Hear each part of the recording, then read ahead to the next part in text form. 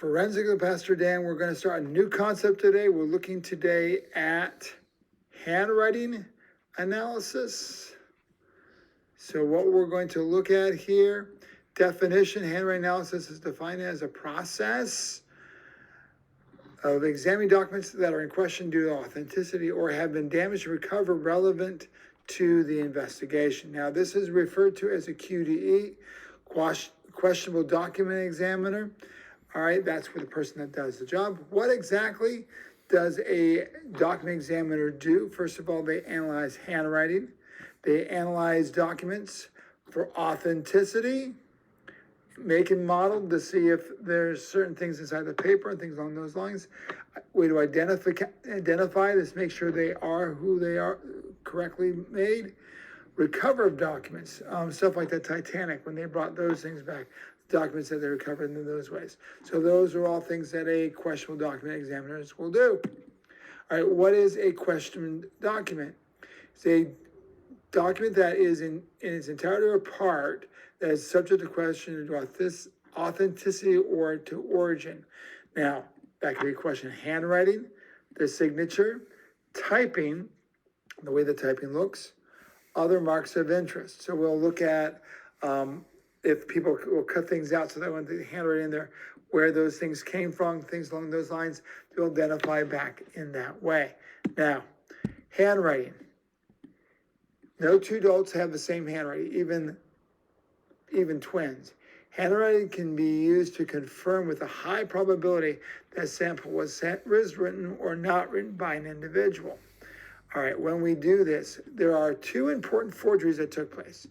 The first was the Hitler diaries. In the 1960s, a diary from Hitler was found, and it really produced a lot of interest. There was authenticated. The expert behind it was well renowned. They set it off. I think they got a couple $1 million. When they tested it further, they found the glue that held the diary together had not been made until the 1950s, which made Hitler not possibly the author. What had actually happened is the authenticator had handwritten it himself and just compared it against his own handwriting. Got sued pretty bad for forgery.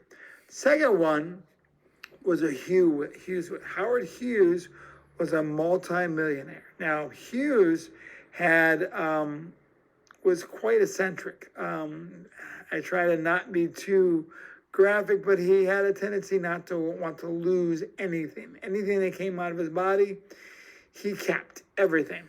So he died without an heir. And his maid came up with a will that said that she was the beneficiary because of the fact that it matched up to no one. She just went blind and hoped no one would guess. Of course they did, and there was another fraud case. So those are two important forgeries that were identified by a QDE. Now, factors that influence handwriting. First of all, the brain. If there's any kind of trauma to the brain, it'll affect how you write. Also left brain, right brain, that'll affect that. Eye, which eye is dominant? Like we did at the beginning of the year, take the paper, roll it up, focus it, identify which eye, that'll identify how you write. Hand. Now, left hand, right hand does affect how you write and how you express yourself. Physical, emotional state. If you're under stress, that will affect how your handwriting is presented. Position, if you're standing, sitting, lying down, all those things are identified. And then variations will occur. If you have two handwritings that are exactly the same, something's not right. It's probably an auto pen, because even the same person, it's not physically possible for you to write handwriting exactly the same way. Now, the most common documents that are forged, there are first two. First ones are checks. You got to be very careful with this. When I talk to the students, I always tell them to make sure that you put your numbers right to the end of the check. Don't leave any space, because somebody could write a 1 in front of that, $8,050. If you guys space it 1 or 3,000, to make sure there's no space inside there. Also be careful of the where the checks are going to, that you get them, that they're not stolen from the mailbox, things along those lines. The second one is credit card purchase. So you got to be very careful to watch those, and make sure that people don't like hit your mailbox up, grab those credit card offers, and then put their name down, their signature down as your name, using your credit record in order to get along those lines. All right, third thing we're talking about is types of forgery. There are three types. First is oops, grab the wrong one thing there. First is tracing. Now in a tracing, you put it against a light, you follow it. Now it looks the most exact, but because of the fact that it's not a natural flow, you can actually see the jerkiness in it. That identifies in that one. Second is a simulator, where you try to, as quickly as possible, as exactly possible, to mimic the person's handwriting. But even though you can get close, you can't be exact because you're not that same person. And then lastly, a blind, where you just go for it, like the Hughes will. Just somebody went for it, and hopefully no one catches it. All right, now techniques to analyze paper or ink. First thing we do is called carbon dating. Now, this is not two carbons going out for a good time on a Friday night. We're talking about determining the age of the ink involved with it in order to see how old it is, like the Hughes will. Second, ultraviolet analysis, just to look at it with black light in order to see if there's been erasers or things like that, try to make some changes. And third, microscopic examination. So you'll look at to see if it's a copy, if the lines go over each other, make sure there is not duplication, things like so. A microscope, ultraviolet light, and carbon dating are things we can analyze. Now, some issues with handwriting examination. Material or writing material should change, okay? So it cannot always be the same. Different hand. If someone writes with a different hand, it will change how the person, how it looks. A suspect can attempt to alter the handwriting. It's something they have to be aware of. And not all documents are handwritten. Some are typed, some are inkjet printed, some are paper cut out, things along those lines. So what do investigators do to overcome those issues? Well, first, we can identify using something called TLC, thin layer chromatography, what type of pen was used, get that exact pen again to make it match up. Second, have the suspect read the sample so they can't see it. If they can't see it, they can't try to duplicate it again. Have them repeat it several times, write it down 4 or 5 times, because the more times they do it, the more you're going to get back to your natural handwriting and be a more correct structure. And there are signs as far as which hand you were using. So even the person claims he's left-handed, if the paper looks like it was right, you make them write with their right hand. So that's what we can do. All right. Now, there are 12 factors that we're going to look at. We're going to do a lab here next, which we're going to identify handwriting analysis. So there are 12 factors we can look at. I need you to look at these and be able to use these as a basis of comparison. So the first one is called skill level, the way it looks. Does it look fancy or does it look pretty simple?